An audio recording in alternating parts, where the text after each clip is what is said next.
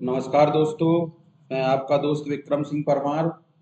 पिछले वीडियो में हमने देखा कि एमएस ऑफिस क्या है, इसका उपयोग क्या है, इसके अंतर्गत कितने सॉफ्टवेयर होते हैं और कौन से सॉफ्टवेयर से क्या काम होता है। थोड़ा थोड़ा जानकारी हमने सभी सॉफ्टवेयर के बारे में ली है।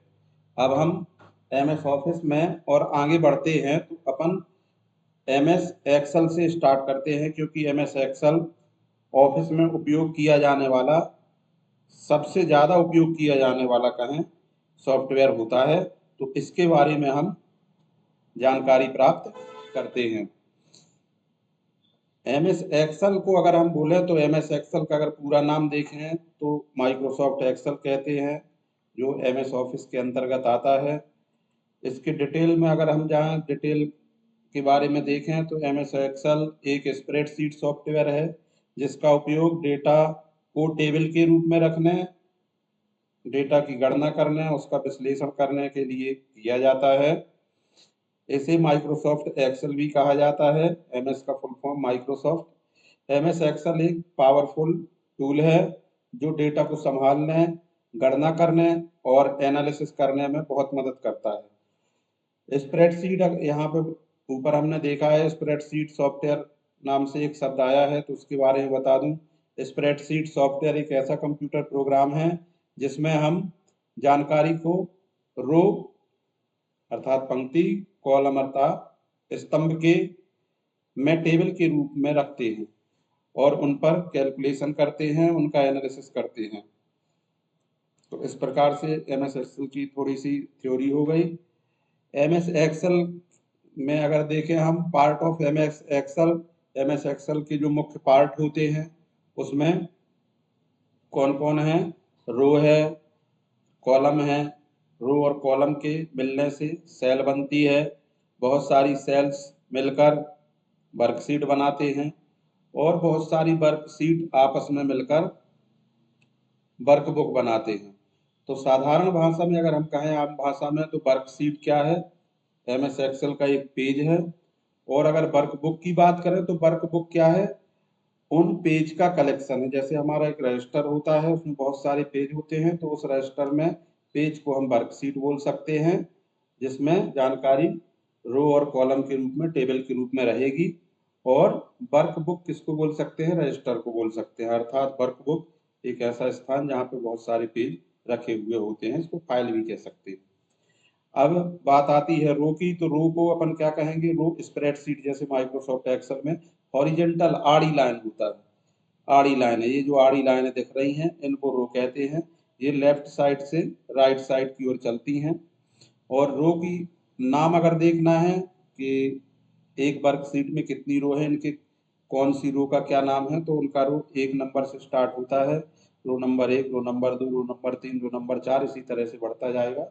तो किसी भी रो का अगर नाम हमें वर्कशीट में जानना है तो वो 1 2 3 4 इस तरह से वो हमें पता चल जाएगा कि किस नंबर की रो है। इसमें जानकारी जो होती है ओरिएंटल तरीके से व्यवस्थित होती है, मतलब आड़ी तरीके से, और जानकारी एक लाइन के रूप में रख सकते हैं। अगला रो के बाद आता है कॉलम। कॉलम को अपन स्तंभ भी कह सकते हैं। जैसे अभी साधारण भाषा में हम लोग कहते हैं कि हम मकान बनाते हुए कि हमारे इतने कॉलम खड़े हो गए हैं, मतलब पिलर को अपन कॉलम बोलते हैं। वैसे ही यहाँ पे देखें तो एक्सेल में कॉलम बोलते हैं, स्तंभ होते हैं। वो टॉप से बॉटम, मतलब ऊपर से नीचे साइड लाइनें जो होती हैं उनको कॉलम बोलते हैं। और इन कॉलम का अगर हम नाम देखें तो नाम उनका ABCDEFGHIJ इस तरह से रखा होता है। लास्ट में जैसे जेड में पहुंच जाते हैं तो ए फिर AB AC इस तरह से आगे नाम बढ़ते जाते हैं। कॉलम का अगर हम देखें तो इनके नाम रहेंगे ABCDEFGHIJ, बता चुका हूं मैं आपको।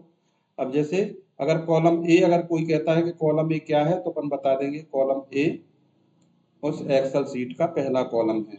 सी है तो कॉलम सी उस एक्सेल सीट का तीसरा कॉलम है। इस तरह से कॉलम जो आड़ी लाइन होते हैं उनको रो कहते हैं, जो खड़ी लाइन होती हैं उनको कॉलम कहते हैं। कॉलम में जानकारी ऊपर से नीचे साइड भरी जाती है, जबकि रो में जानकारी लेफ्ट साइड से राइट साइड की ओर भरी जाती है। रो और कॉलम के बारे में हमने जान लिया। अब हम सेल के बारे में जानते हैं। तो सेल क्या है? सेल एमएस एक्सेल का सबसे छोटा हिस्सा होता है।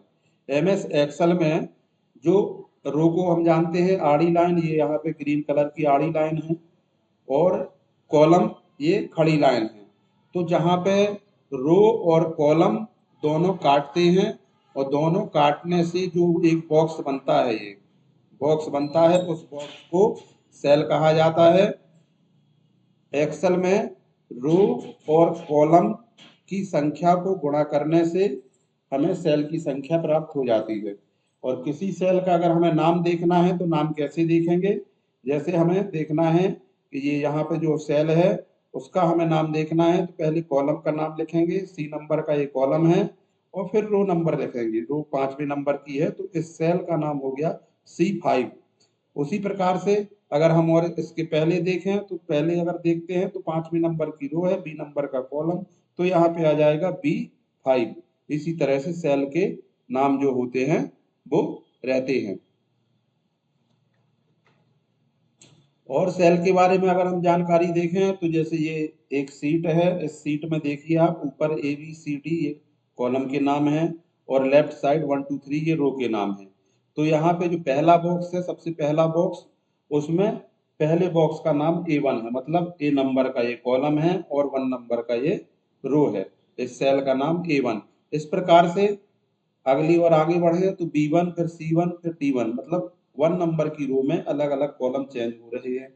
उसी प्रकार से अगर हम एक ही कॉलम में नीचे आते हैं तो रो नंबर चेंज होंगे। जैसे A2 नंबर की रो, फिर आगे बढ़ेंगे तो A3 नंबर की रो, तो इस सेल का नाम A3, फिर आगे A4, इसी तरह से सेल का नाम रहता है जिसको हम देख सकते हैं। प्रत्येक सेल का नाम कॉलम प्लस रो के मिलने से बनता है।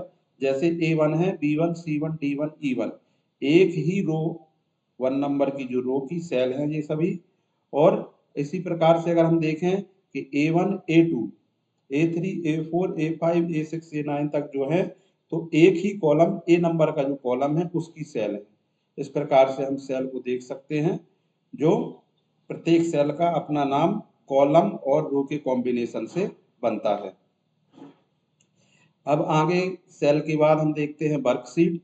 वर्कशीट क्या है? इसे आम भाषा में अगर एक्सेल में एक पेज भी कह सकते हैं। जैसे हमारे एक पेज होता है, वैसे ये एक्सेल का एक पेज है जो बहुत सारे रो और कॉलम और सेल से मिलकर बना होता है।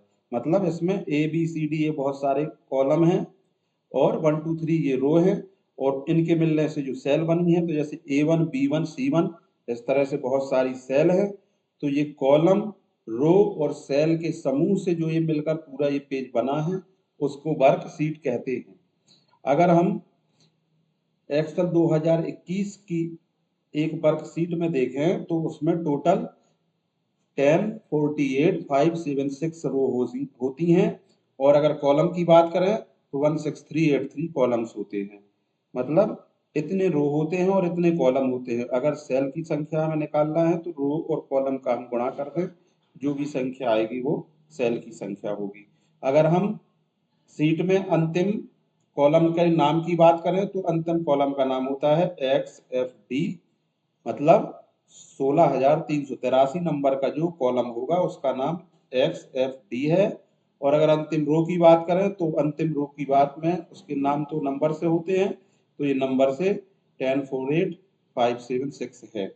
इस प्रकार अगर हम अंतिम सेल का नाम देखें तो अंतिम सेल का नाम क्या निकलेगा? XFD 1048 576 XFD 1048 576।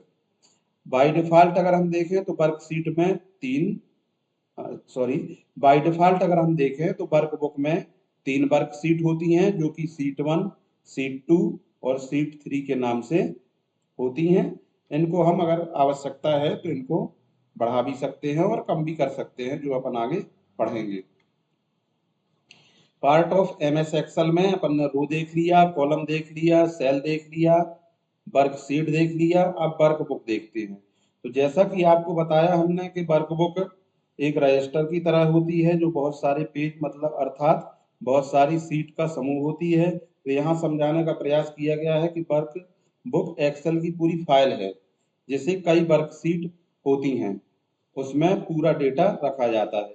जैसे यहाँ पे हम देखें तो एक वर्कशीट ये है, दूसरी वर्कशीट ये है, तीसरी वर्कशीट ये है, और इन तीनों वर्कशीट का जहाँ पे ये रखी हुई है उसको अपन वर्कबुक बोल सकते हैं। जो पिंक कलर का दिख रहा है उसको हम वर्कबुक बोल सकते हैं।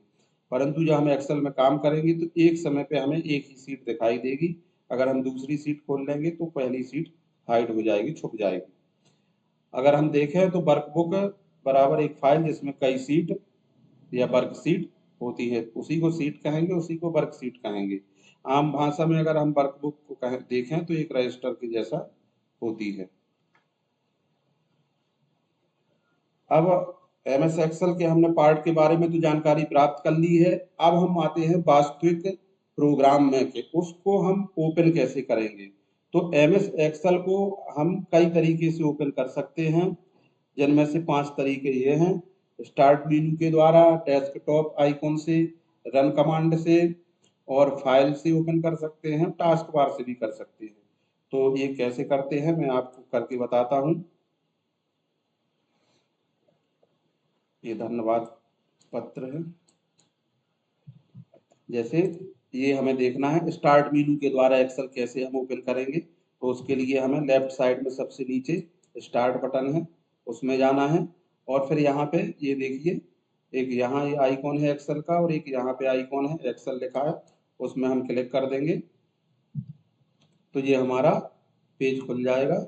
और इसमें न्यू में पहला ही ब्लैंक वर्कबुक में जैसे हम क्लिक करेंगे तो इस तरह से हमें एक्सेल प्रोग्राम का पेज वर्कशीट खुल जाएगी। ये हो गया पहला तरीका। अब अगर हम दूसरा तरीका देखें तो दूसरा तरीका क्या है, डेस्कटॉप है ये हमारा, ये इसको डेस्कटॉप कहते हैं। इसमें ये एक्सेल नाम से एक ग्रीन कलर का आइकॉन है, इसमें अगर हम डबल क्लिक करेंगे तो भी हमारा ये वर्कशीट ओपन हो जाएगी। तीसरा तरीका अगर हम देखें तो तीसरे तरीके के बाद रन कमांड से खोल सकते हैं। तो रन कमांड के द्वारा कीबोर्ड में स्पेस के बगल में अल्ट बटन है, उसके बाद में विंडो बटन के साथ जब हम आर दबाएंगे तो हमें रन डायलॉग बॉक्स मिल जाएगा, और उसमें हम EXCL लिखेंगे, EXCL लिखेंगे, EXCL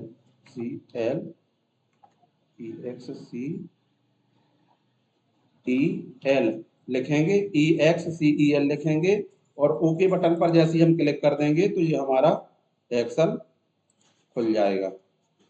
इस प्रकार से हम लोगों ने देख लिया ये रन कमांड से। अब फाइल से ओपन करना है जैसे, तो फाइल से ओपन कैसे करते हैं। अगर ये हम फोल्डर में चले जाएं और कोई एक्सेल की फाइल है, हम देखते हैं यहाँ पे अगर हमें मिलती है कोई, जैसे ये हमको मिल गई एक एक्सेल की फाइल PM आवास वाली, या आगे हम देख ले SPR वाली ये मिल गई है। तो इसमें अगर हम डबल क्लिक करेंगे तो भी एक्सेल की फाइल हमें मिल जाएगी, परंतु उसमें जो डाटा होगा वो खुल जाएगा, और इसमें हम कंट्रोल के साथ में N दबा देंगे तो हमको ब्लैंक वर्कशीट मिल जाएगी। तो इस तरह की तरीके से हमने ये फाइल से ओपन करना सीख लिया। अब टास्क बार क्या है, टास्क बार से कैसे करते हैं। तो टास्क बार में होता क्या है, सबसे नीचे साइड एक पट्टी होती है जिसको टास्क बार कहते हैं। इस टास्क बार में कई बार क्या होता है कि फाइल होती भी है एक्सेल की, कई बार नहीं होती है। तो टास्क बार में अगर हम फाइल लाना चाहते हैं तो उसके लिए हमें स्टार्ट बटन में क्लिक करना पड़ेगा, और जो यहाँ पे हमें दिख रहे हैं आइकॉन, एक्सेल का आइकॉन, उसमें हम राइट क्लिक करें। राइट क्लिक करने के बाद ये यहाँ पे ऑल प्रोग्राम में ये राइट क्लिक करेंगे, और यहाँ पे हमें दिखेगा pin to taskbar option, उसमें जब हम क्लिक कर देंगे तो ये देखिए यहाँ पे टास्क बार में हमको एक्सेल का आइकॉन दिखने लगा। अब इस आइकॉन में क्लिक करके हम एक्सेल को खोल सकते हैं। इस तरह से ये हमारा खुल गया। इस तरह से 5 तरीके में मैंने आपको बताए कि एक्सेल में फाइल को कैसे खोलते हैं। ये इसी तरह से हमारी ये क्लास आज कंप्लीट हो गई।